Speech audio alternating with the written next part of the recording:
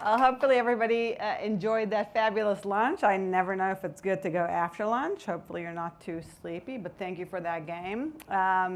So excited to be here. My name is Lauri Joffe. I'm the Chief Marketing Officer for American Freight. For those not familiar with American Freight, thank you for that intro though. We are a retailer. We're based out of Delaware, Ohio, so just outside of Columbus, local. We have about just over 300 stores, and we sell furniture, mattresses, and open box appliances, targeting that value-conscious consumer. In my role, I have the privilege of overseeing marketing and e-commerce, and I'm here today to talk you guys through how we leverage customer insights to really refresh and rethink through our brand. So let's get started with a little bit of background. So the first American Freight store opened way back in 1994. Lima, Ohio, great value proposition, right? I think the name, the intent behind that name, American Freight, was really to convey value, right? From the dock straight to your door, no middleman, right? That was kind of the intent. And the brand was really successful, right? Opened tons and tons of stores over a course of 2 decades, really explosive growth. And then early 2020, American Freight was purchased by Franchise Group, which is our parent company today, and merged with Sears Outlet, which was kind of adding another 100 stores to the mix that sold open box appliances. What else happened in early 2020? COVID happened, right? So anyone here who's been through a merger can imagine how difficult that is without anything, right? Merging 2 cultures, bringing together systems, right? Bringing 2 companies together. Doing this all while the world has gone into complete lockdown was really tough, right? In addition to that, I think COVID had a really big impact, obviously, on retail and on the home category in particular, right? People were trapped at home, so guess what? Like, you want a new sofa, right? Like, you're sitting and staring at that thing all day long. You want to refresh your home. So the home category had this major boom and boost, but at the same time, the supply chain crumbled, right? So like, nobody could get product, right? And we were all scrambling, and it was a really, really rough time, and what our chief merchant calls a massive roller coaster. Next kind of big milestone is end of 2022. Peter Corsa joined our team as our new CEO. And Peter came in and he brought new people into the management team. He made some changes to the management team, so moved some of us into different seats from where we were before. And as a team, we sat down and did a lot of thinking, right? It was really our first opportunity after all this chaos to go, okay, who are we? Who do we want to be? How do we want to be perceived, right? And as a team, we sat down and did kind of all that great stuff that a management team would do at the beginning of their journey, right? We sat down and wrote down our mission and our vision and our core values and really got to think about that and spend a lot of time doing that. At the same time, we were kind of digging up a lot of our customer research, and we didn't love what we were hearing. We didn't love how our customer was feeling about our brand, and we knew that it was time for a refresh. So we onboarded the lovely people at the Shipyard in the second quarter of 2023 to really help us think through that. So core deliverables of this brand transformation or brand refresh were really 3 things, right? One, we really wanted to rethink and redefine our brand strategy, right? Our positioning. Who do we want to be? How do we want to tell our story? How do we want to be perceived in the market, right? The second major deliverable was our in-store experience, right? So it wasn't terrible, but it wasn't great, right? I think that the 2 common words coming out of our team were loud and cluttered, and just a lot of yelling in our environment. Dark was another word that came up a lot about the experience. So we knew we wanted to change that. It didn't match who we were. It didn't match who we wanted to be. So that was a big part of it.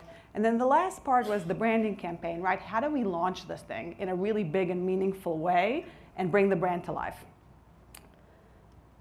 So everything really starts with research, right? And with listening, right? That's the key. So we took a lot of time doing that and kind of laying the right foundation for how we were going to go about transforming the brand. And it really went beyond listening to the competitors and seeing what everybody else was doing, clearly defining our differentiators in the space. We also did a lot of media monitoring of the brand sentiment, right, and how people were talking about us. But most importantly, there was a lot of interviews conducted.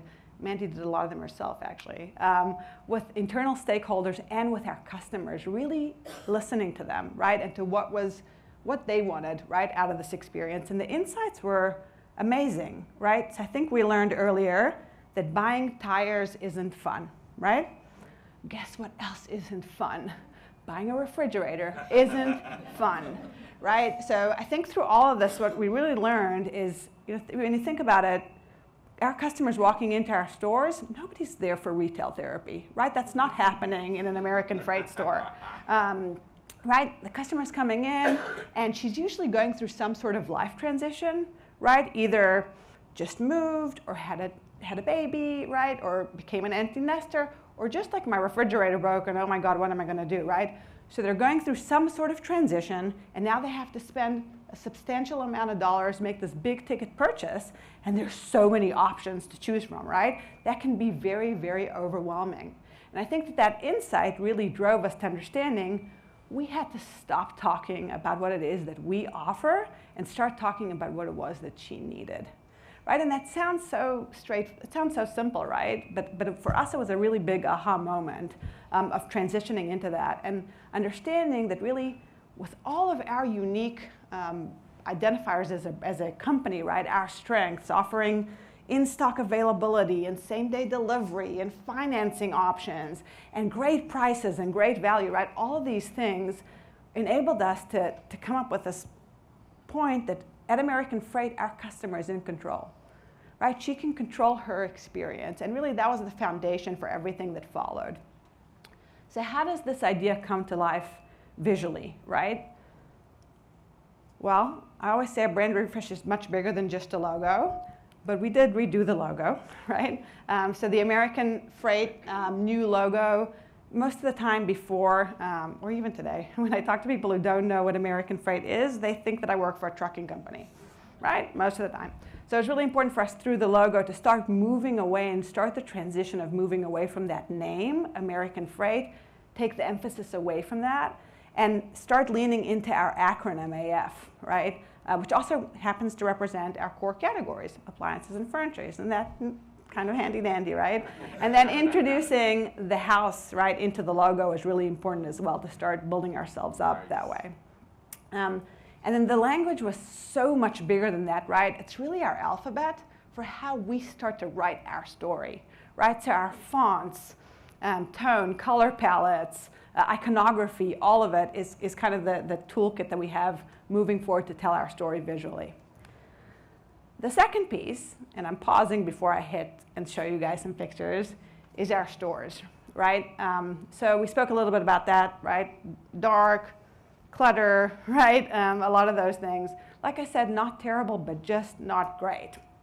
So we knew it had to be changed, right? I think you can see in that picture with all the stuff on the wall, right? That's behind our cash wrap. Right? So you can really start to feel that chaos that I was describing before of like everything's on the wall and everywhere, and we're yelling, really. So we knew it was about time to move away from yell and sell and into compel and tell. Not my phrase, but I use it very frequently. So this is kind of what it looked like before.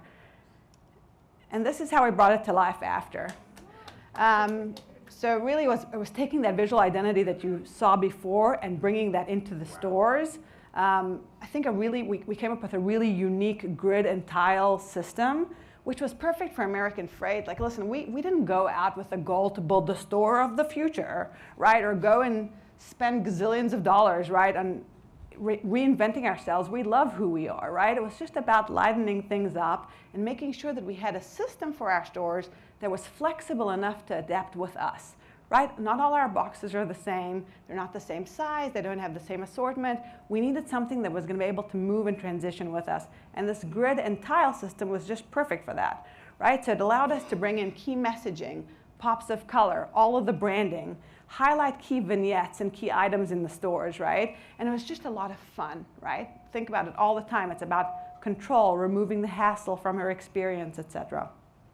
The other great part, which is not really visible in this picture, and hats off to our amazing merchandising team, because they did a lot of work in the in-store experience about how the customer walks the store, right? How does she shop the store? And how does the essence of control tie to that, right?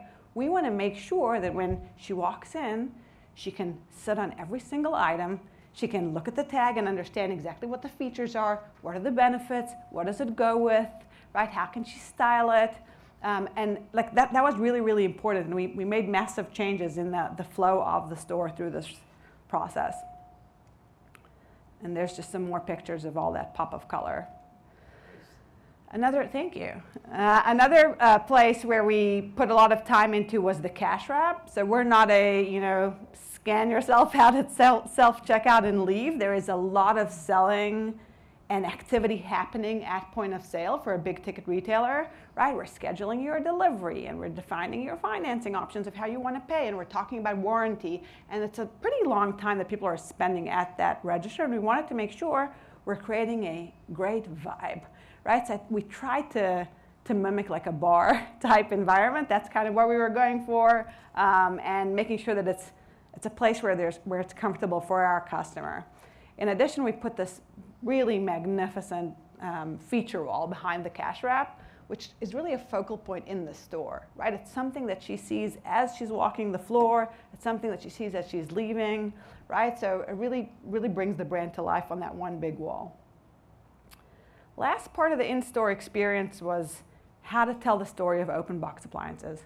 I'm going to pause for a second because not everybody knows what that is, right? So if you go and buy a refrigerator from a major retailer and it arrives at your home and it doesn't fit.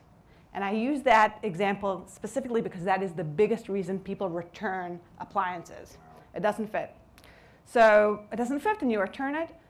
Most likely that item is going to end up in one of our certification centers, go through a full testing process, and end up on one of our sales floors at significant discounts. Now through that process, it gets dinged, it gets dented, it gets scratched. Sometimes that's why it gets returned. And we have a grading system for all of these appliances. But telling that story as the leader in the space was really hard, right? Like, and often customers would stand, and again, no control. They're standing in front of two refrigerators, and both are priced differently, and they don't understand why, right? So we came up with this color coding system where really each appliance's grade has got a color, and there's these very clear signs throughout the store explaining what these color codes are. And as you walk the product, you can see on every product that color, and you can kind of easily understand what it goes with. And of course, we live in a digital world, so it's really important to bring the brand refresh to life online. So obviously the website went through a major rebrand, all of our front end, and not just banners, fonts, etc., but that open box story and bringing that to life online was really critical. So check out AmericanFreight.com to see a little bit more of what I'm talking about. Okay, and now to the really fun part, right? So the branding. So again, we loved all of this. We were loving this journey, and we knew that we wanted to bring this to life in all of our marketing channels and really launch the brand and deliver it in a really big and impactful way. So the branding campaign really went across all of our marketing channels, and I'm going to start by showing you guys a few of the commercials that we produced. Welcome to American Freight. Oh my. Hi. Hi. Do you have any fancy name brand refrigerators for broke college kids who Broke their parents' fancy name brand refrigerator. might have? We've got incredible prices on open box appliances. Wow. Which means they might have a scratch or a dent, but So did the one I broke. No one will ever know. at American Freight, you get great value at low prices. And you get to take it home today. I'm gonna leave this here with you. Sure. Okay. Visit AmericanFreight.com to find a store near you. Welcome to American Freight. Hi. Do you guys have any sleeper sectionals for people who host their lovely in-laws during the holidays? Sure. Oh, and birthdays.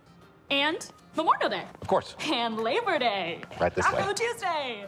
Arbor Day. At American Freight, you get great value at low prices. You get the furniture you want, and you get to take it home today. Flag Day. Cat Day. Dog Day. It's like... President's Day. She was there on President's Day. Visit AmericanFreight.com to find a store near you on any day. Hey, do you have mattresses for people who lost theirs on the highway somewhere between their old house and the new house? Ooh, yeah. Woo! At American Freight, you get great value at low prices, and you get to take it home today. Yes. You know we deliver. Hi, do you have 5-piece bedroom sets to replace the 742-piece bedroom set that I'm taking back immediately? Just over there. At American Freight, you get great value at low prices, and you get to take it home today. I don't need this, and I don't need that.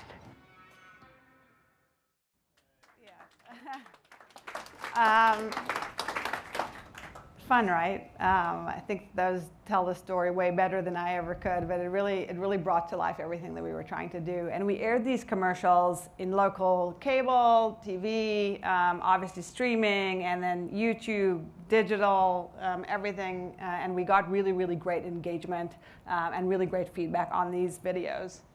Obviously, bringing this to life across all channels like we spoke about before. Social, big one as well.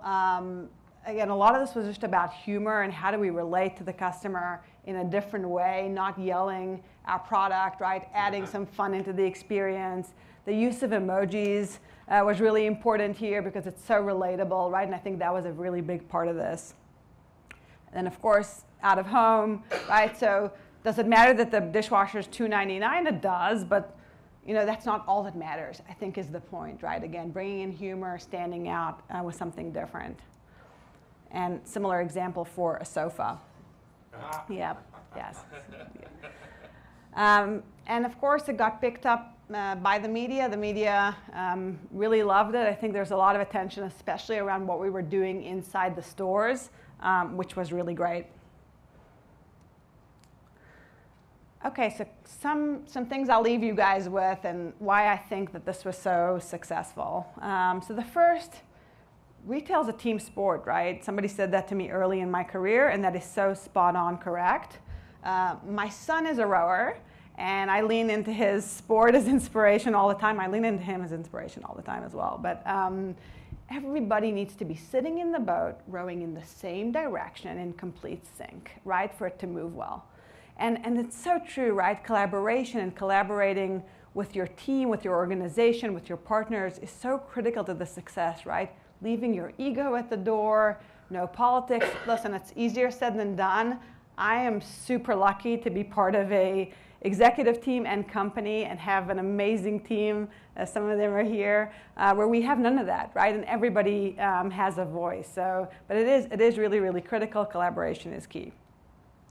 The second one, don't fall in love. And I know that's not okay to say at the Engineering Brand Love Summit.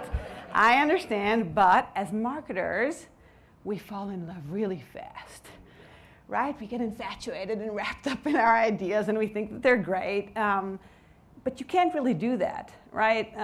Sometimes it's not the best, and sometimes it's not the best idea. A great example for us is we had a lot of debate around color palette, right? And the colors around the logo. And at some point, like, we all love something as a team, but we put it out to testing. And we let our customer choose, and we let them validate what we were thinking was correct. And guess what? It wasn't, right? What we loved, our customer didn't love, right? So that was really important in this process. Remember, it's really not about you, it's about that customer. And then lastly, culture and fit are magic. I've heard the word magic here so many times today, which I think is magical and wonderful. So it is, though, magic. Don't underestimate fit. And choose your partners really wisely. All right. All right, thank you so much, Lauri. I'm really excited to unpack a lot of what you shared and kind of get into the behind the scenes of, like, how do you make a feat like this happen? She does that. So let me ask you first, though. I think when branding and marketing people think of refresh, they're like, okay, a commercial, but there's a lot more to it. What are some of the maybe unexpected things that you've refreshed for the brand? Yeah, I mean, for sure. Listen, this was a total transformation, right? Through and through, inside of our culture, right? This was about bringing a culture to life, much bigger than a brand, much bigger than marketing, and to say that we're done, no, right? It's an evolution. We have to work at it every single day, and it's really continuous. But it is impacting lots of parts of the organization. So a great example is like historically American Freight's return policy was that there were no returns. Right? That sounds a bit aggressive, but that kind of tied to the brand, right? It's the best deal, get it quickly, kind of this whole clearance mentality. So there were no returns, but that doesn't really fit with our brand anymore, right? We wanted to be in control, right? We want to build trust, right? So we are in the process of revising our return policy, and we will be introducing one for the first time in our history, and getting ready to test that in a few stores. So I think that's a great example of the brand transformation going deeper into the company. And it's so important too, because brands aren't just, like you said, the logo or the look or the feel. It's felt in every interaction. And I think that's such great advice to think about all of the different aspects of your business that your brand could and should influence. I think that's huge. So another part that I wonder if people are thinking is, okay, there's a lot of stakeholders that you have to involve in the process. And you mentioned you have like a great team, of course, but how do you bring everyone along, like your CEO, to your frontline staff? How did you bring the entire organization with you on this process? Yeah, I think it's a great question. Like I said, I mean, I'm super lucky to be part of a executive team where that just is our culture. We truly have no politics. It really is it's an incredible team and a very good culture. But I'd say like the key was this wasn't the marketing team's project, right? This was our project. Like we did this together. We as an executive team, and it has to start top down no matter what, right? Anyone says it has to really come from the top for it to work throughout the organization really well. So we as a team, sitting down and working through those values and thinking through that, right? It didn't feel right? Like we knew we wanted to change it. So this was like our project.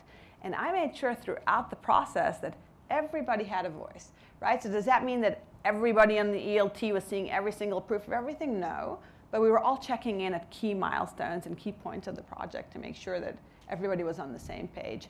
And the same thing goes within our internal team. In the marketing organization, this wasn't like Lauri's project, right? It was the marketing team's project, right? And we all had a voice and everybody had a say in what we were doing and how things should flow and work. So I'd say that's kind of on the people side. I think a second thing that really helped us, rally everyone was just data, right? And making sure that we had the right data, right validation as we went along the way. And then lastly, I think it's about getting stuff done. And when I say that, I mean it's like making it real throughout the organization. So it didn't just stay fixtures in the stores, right, and the marketing materials. It really went everywhere, right? So our head of HR totally embraced this. All of our training materials got rebranded, all the communications, right? The learning platform got rebranded. How we conduct training and learning, right, is changing in its tone. So many examples of kind of how this went really beyond just the marketing team. And like another great example, you do as retailers lots of things in the stores, and then the home office sometimes is coined the ivory tower because they're so far away from everything that's happening. And that's definitely true, but they're also isolated in a certain way, right? So it was really important for us as a team, and I'm staring at Lauri and Billy back there because they like literally physically did this, to rebrand the home office. So we brought those tiles and put them all over the office, right? We reshaped our front desk in the entrance to look like the cash wrap. We did that branding wall in the office, right? And that really connected the home office team to what was going on and what was happening in the stores. I think those are just like make it real. Yeah, and you went over the timeline at the beginning, but to go back there, I think maybe for some people you may wonder, okay, I really want to do a refresh, but is now the right time? How do you know when to kind of start on this process and maybe when it's not the right time to? Yeah, that's a great question. Listen, I think that marketers' finger on the refresh trigger is really light, right? And we kind of tend to do that really quickly.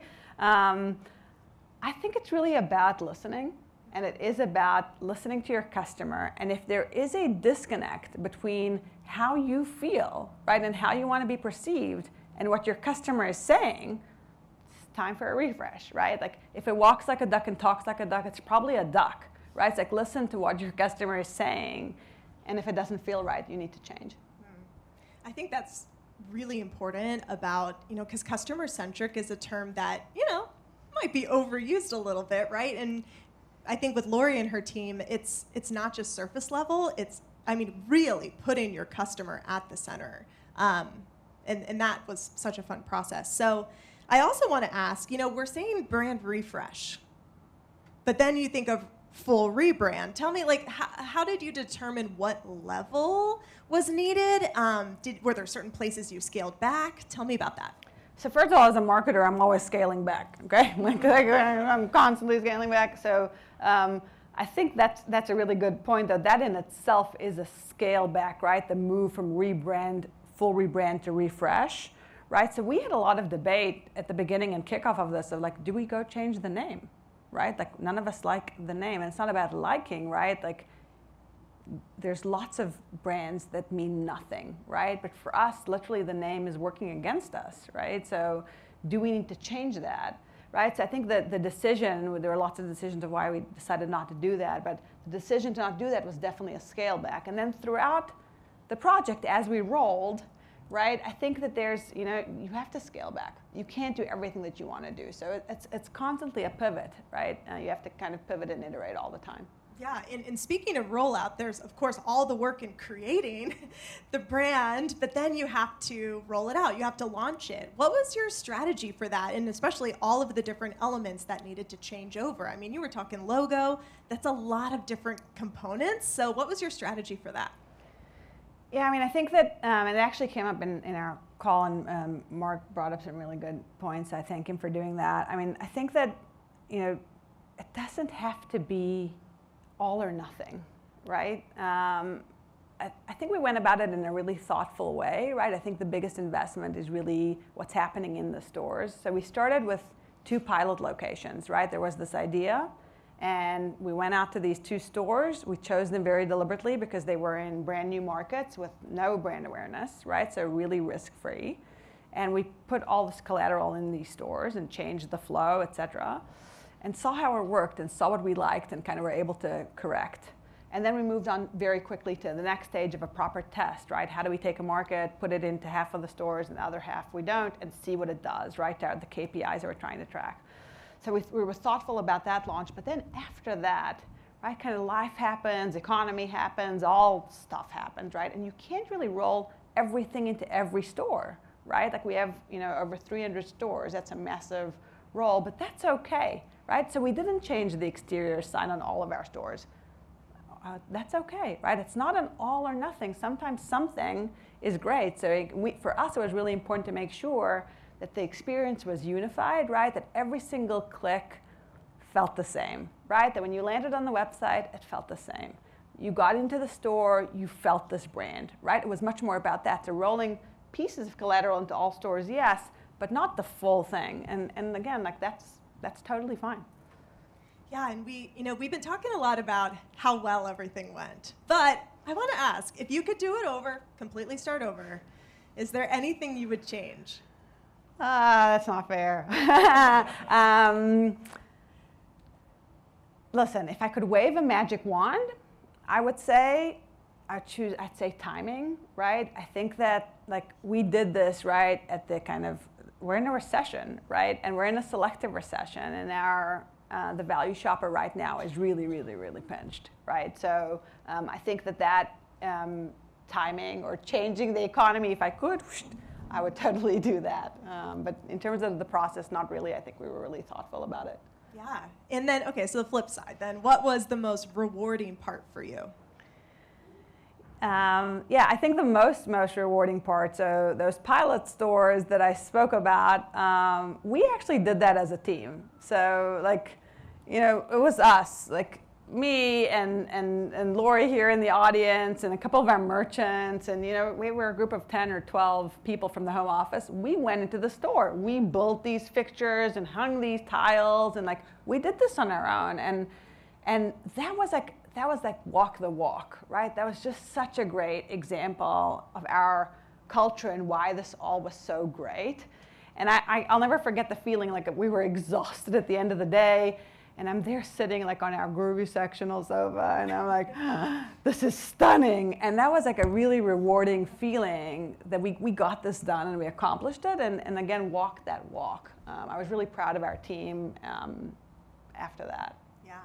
And I do have more questions, but I want to see if anyone in the audience does, because I want to make sure we have time. Okay, we have a question over here. So my name is Colleen Coyne. I'm with Ad Marketplace. So I'm a search performance platform. So it's all about an amazing brand love experience. How much new additional sales and revenue based on kind of your whole rollout have you guys achieved? That's the one question you're not allowed to ask a CMO. Okay, sorry. Maybe Right? your CFO? Start talking to me about measurement, and I'm like, what? Okay. So now, in all seriousness, like we went, it's really hard to measure. Right. Okay. Something like love, something like brand, very, very difficult to measure. So when we did this, when we launched it to these very controlled stores, right? We did a proper test and control. We were seeing all the beauty and everything that we would have expected, right, in terms of conversion rate, which really was one of the major goals, and of course lift in sales. So it did everything that we wanted it to do. After that, it becomes much harder to measure, and that's the truth. Whoever has really good tools of how to measure it beyond, right, brand sentiment, et cetera, which is definitely something that we're monitoring and have seen lifts in post doing this, come grab me for a cup of coffee because I'd love to learn from you, right? I just think it's really hard. Yeah, absolutely. Well, it's such a better experience, right? So if you go in the store and you get so intrigued, you're going to purchase something, right? So, well, it's kudos to you and your team. Thank you. Thank you so much. Other questions?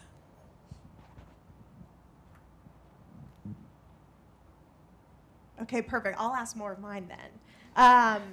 So you mentioned culture and fit are the magic, but how do you define fit? How do you assess it? And especially, if you only have short interactions with people when you're figuring out who to work with or whatnot. Yeah, I think fit is so drastically underestimated, especially when it comes to the partners that you choose to work with, right? So I think it's like table stakes, guys, right? Like that on your team you've got great fit, right? That you're it's when you're interviewing, that you're interviewing people that fit well into your organization, right? Total table stakes that you have that. How do you define it? It's feeling, right? It just feels right, right? But I think that it's overlooked when you choose partners. And I'll tell you guys, like when we chose the Shipyard, it was, yes, I mean, they presented great stuff in the pitch. Lots of agencies did, right? But it felt so good, right? There was just such a good fit, right? We laugh at the same things. The conversations are authentic. It feels right, right? And don't underestimate fit when you're choosing your partners across any project. I think that that's so critically important. Yeah. A bit of a self-serving question. Okay, yes, go ahead. I have a question. Here. Yeah. I'm gonna, either my team's gonna be not happy I asked this question, but elephant in the room, and I know we were in the room when we talked about AF is a slang, and and what do you think about that? We love it. Yeah. We love it. We have definitely started to sprinkle it in because it just ties beautifully to who we are in so many ways. And I see some smiles in the back there, but there's a lot more to come, and we're definitely going to be leaning in there for sure. So. It stands for appliances and furniture. Of course right? it does. and it's also affordable and fast. Yeah, there you go. Right.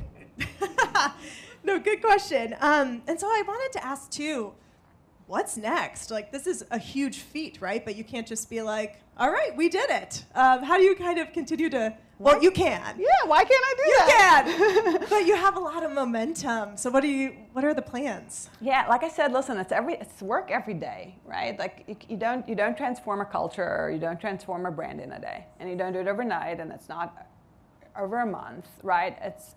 You have to work at it every single day. So I think that's really where we're at, right? It's continuing to drive this and bring our culture to life.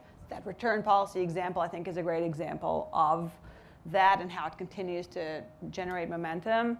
AF is kind of where the brand's going to push to next, and like I said, just continuing to build on it. So yeah. Okay, any other questions from the audience? Okay, we'll give it up for Lauri. Thank you so much. Thank you.